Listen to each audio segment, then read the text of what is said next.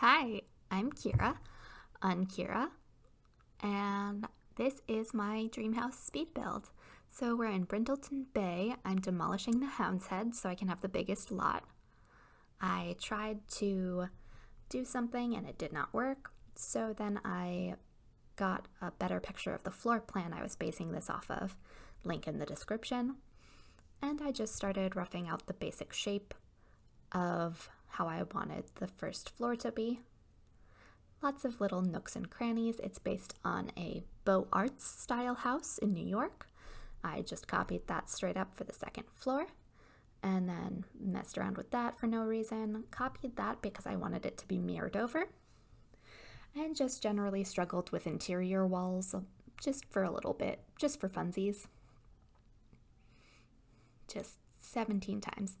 Added a little bit of another fiddly bit at the side there and just generally tried to make the front symmetric.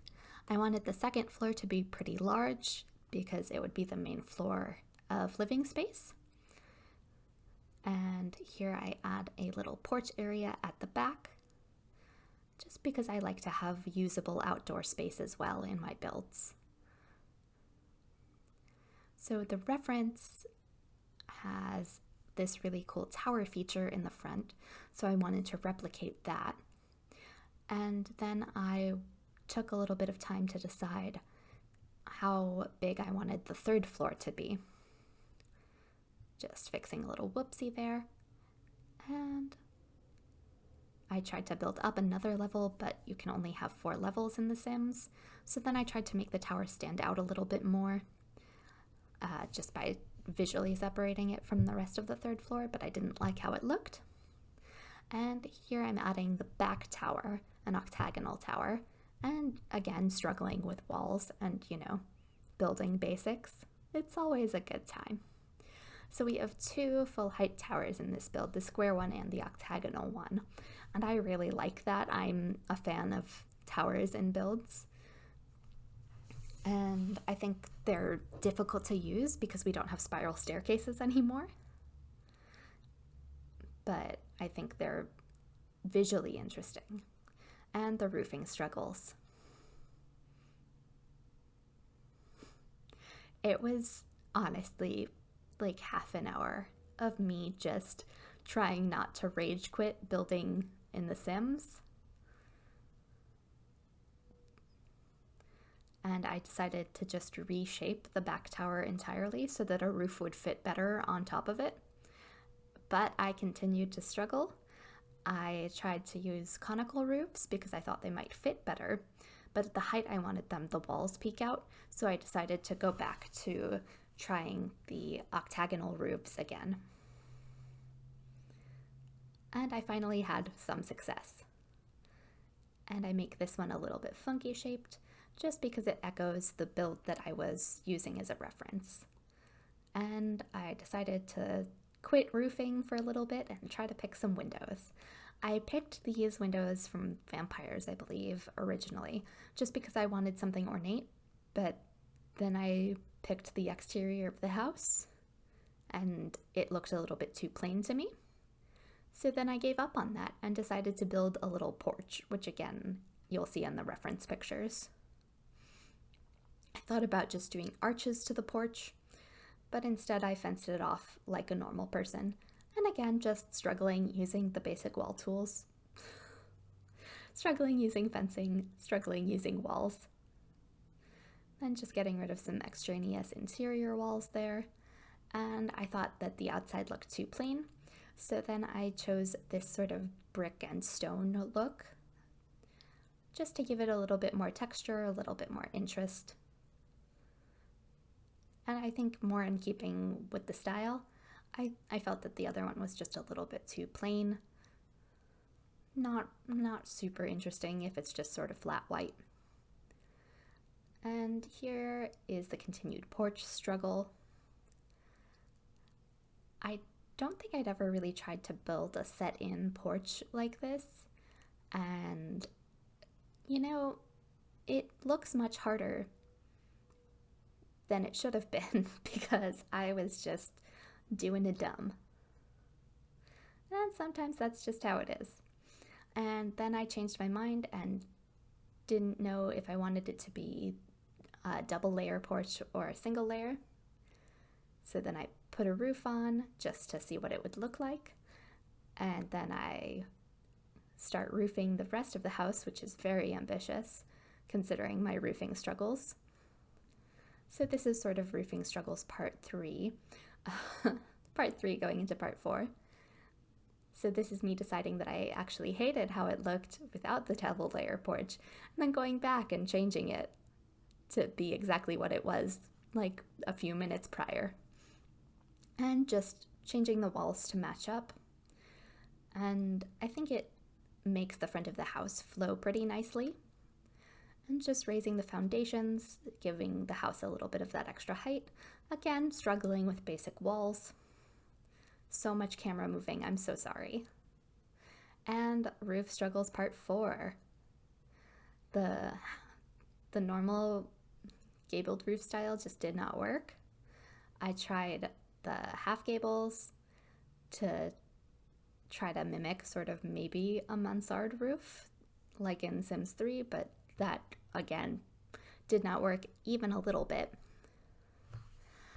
So I did some roof trim. I thought about just leaving the roof flat and putting trim on that. I changed the foundation styles a little bit. I did everything I could to avoid doing more roofing. I changed the height of the walls. I had to fix that because I'd accidentally destroyed it. And I added decorative frieze to the top of the house just because the beaux arts style is pretty ornate. And then I add it everywhere, go a little bit crazy, and then decide I don't really like it and remove it from between the 3rd and 4th floor, or 2nd and 3rd floor. And then again, we're back on the roofing struggle. So I think I finally get it here. Yep. That wound up being the one. And then I have that little awkward bit that's just, it's just kind of a failing of the design, and that's on me. I was going to make it another chimney, like the one there, but I wound up putting stairs there in the interior, so it didn't quite work. And this is me looking for roof decorations, and then I just sort of take a detour into garden stuff. I just got the romantic garden stuff pack, so I wanted to use all of those items in the build, and I do use all of those items in the build. But I just got a little bit distracted from being frustrated. I picked out a bunch of stuff to use in the garden, a bunch of fireplaces to use in the main house, and some pride flags because I'm gay and Emily's bi. Emily is the best friend / wife. I really wanted to use the giant rainbow set piece, but I didn't find a good spot for it. And again, just chucking more garden stuff out there.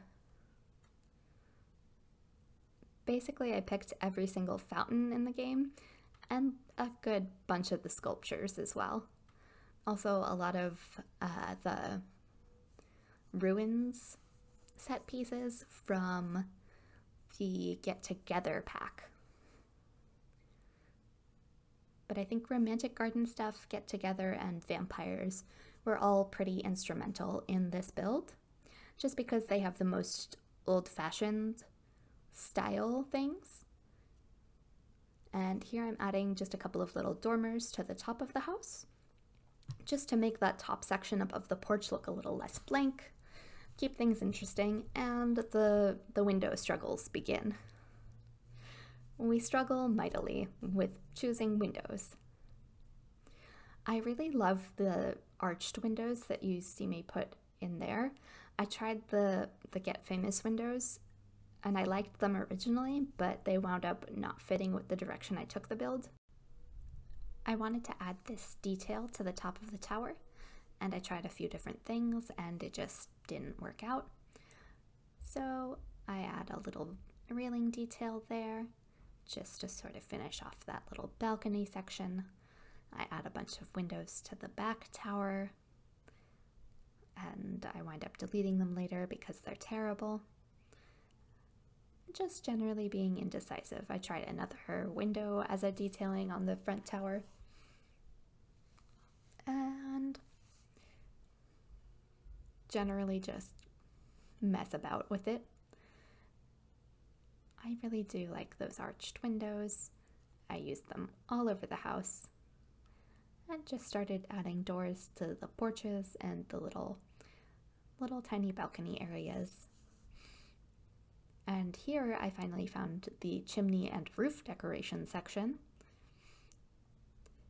So I add some little spires to the top of the roof, a couple of chimneys, one of them I delete, and I try to find the roof detailing that I was searching for to begin with, because it's keeping in with the Beaux Arts decorative style, where you have a lot of ornate detail work. I thought about putting spikes along the top of the roof, and then I decided I was too lazy.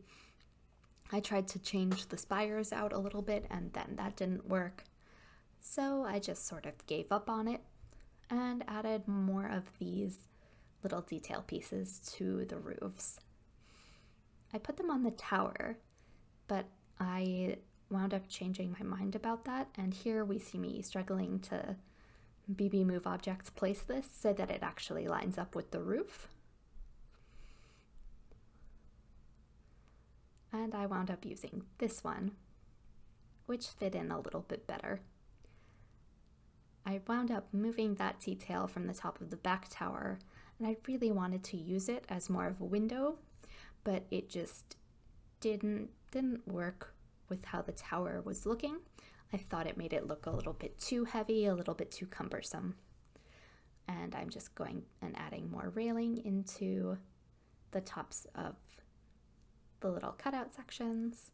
I'm adding the fireplaces in, finally adding some lights and seeing how ugly that fireplace is, and replacing it with a fireplace that I wound up liking a little bit more.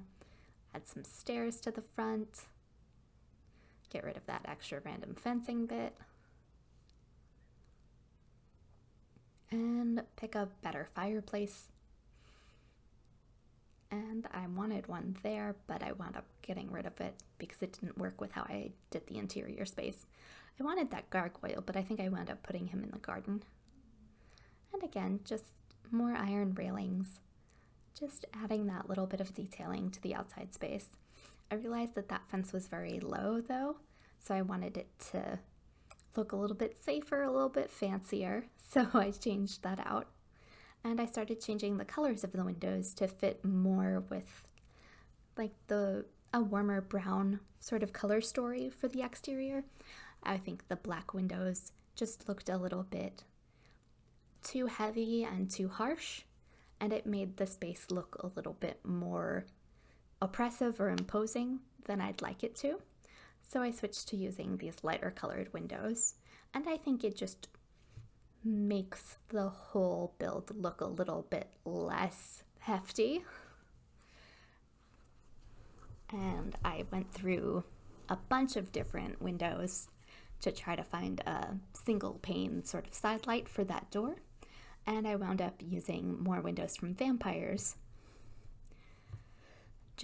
I think the styling on the Victorian windows fit the best. And you can see that I swap out a bunch of windows for those. I get rid of the Get Famous windows and replace them with those nice arched windows. And it's starting to look like a real house a little bit at this point. I tried to resize the stained glass windows, but it doesn't work like that, unfortunately. And I got rid of that extra chimney sort of section at the back there because it didn't make sense to have two fireplaces catty corner from one another. Now I'm just adding doors to the outside spaces and bopping in a few more windows. And I hated the windows that I put in the tower, so I go back and add more windows later. I add some flagstones to the porches there, a mailbox, and I moved the whole build back to be more centered on the lot so I can have this fountain and a walkway and have a more grand entrance to such a big fancy house. And we're about to have a jump cut because I did a dumb and I thought I'd recorded a couple of hours of footage and I didn't.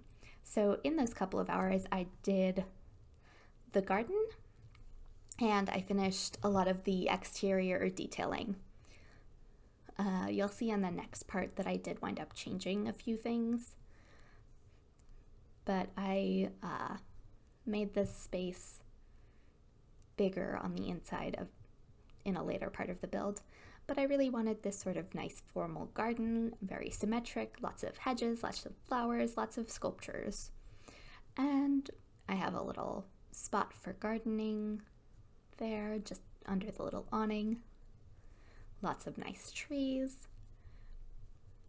I used all of that romantic garden stuff, just a little visit to the underground.